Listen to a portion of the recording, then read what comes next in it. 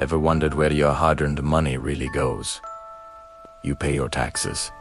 You work day in and day out, hoping for better roads, better services, and a safer community. But what if I told you that a huge chunk of that money, meant to protect you from disasters, might have vanished into thin air? This isn't just a story. For many Filipinos, it's a harsh reality. We're talking about the lifeblood of our nation, the taxes paid by every single one of us. And recently, a massive issue has surfaced that hits incredibly close to home, especially for those who have ever feared the rising waters of a typhoon. It's about our flood control systems. Imagine this. Trillions of pesos, specifically allocated to build and maintain defenses against devastating floods, have allegedly been pocketed. This isn't just a small-time scam. We're talking about a sum so vast it's hard to even comprehend. This money was supposed to build higher seawalls, dredge our clogged rivers, and create infrastructure that would save lives and protect homes when the storms hit. Instead, communities remain vulnerable, and families are left to face the wrath of nature with little to no protection. It's a heartbreaking betrayal.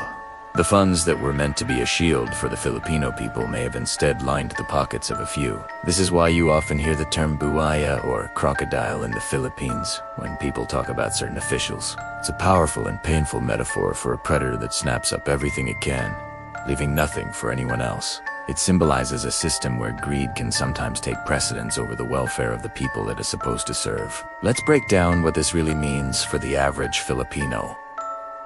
When a super typhoon is announced, you feel a sense of dread. You secure your home, you pray, and you trust that the government's preparations will help mitigate the damage.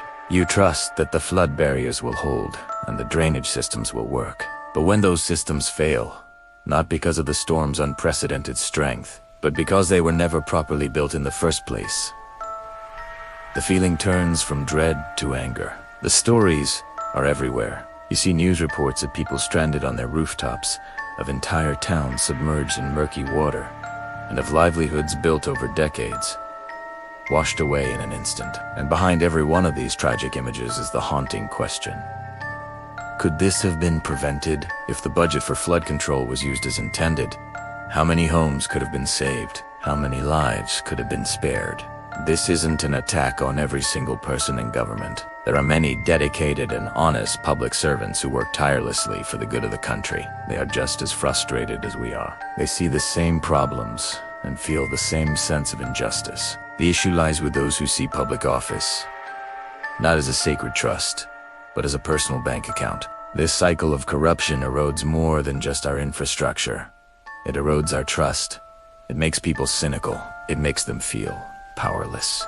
When you see projects that are perpetually unfinished, roads that crumble after a single rainy season, and aid that never reaches the intended recipients, it's easy to lose hope, but we cannot afford to lose hope.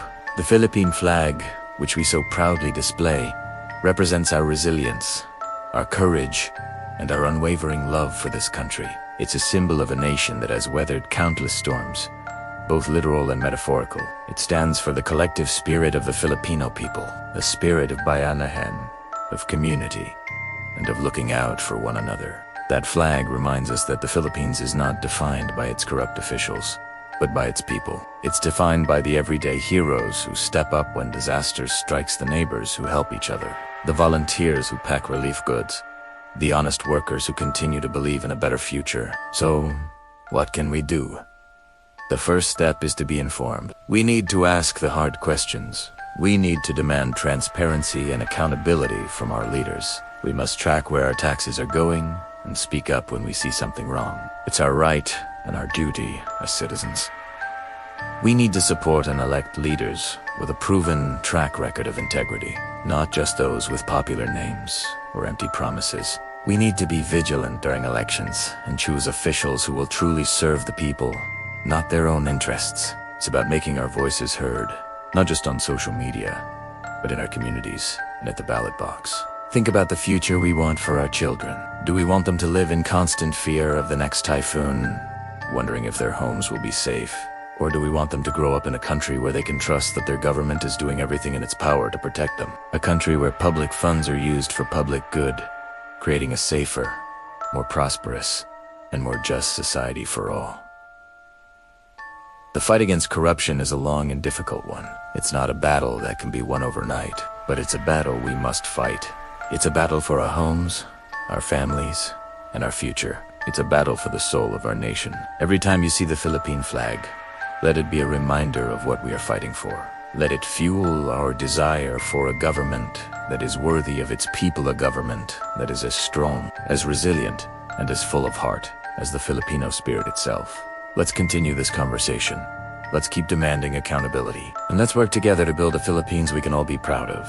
Thank you so much for taking the time to listen. If this message resonated with you, please share it with others who need to hear it. Don't forget to like, subscribe, and hit the notification bell so you can stay updated with our future discussions. Together, we can make a difference. Ingat po kayo.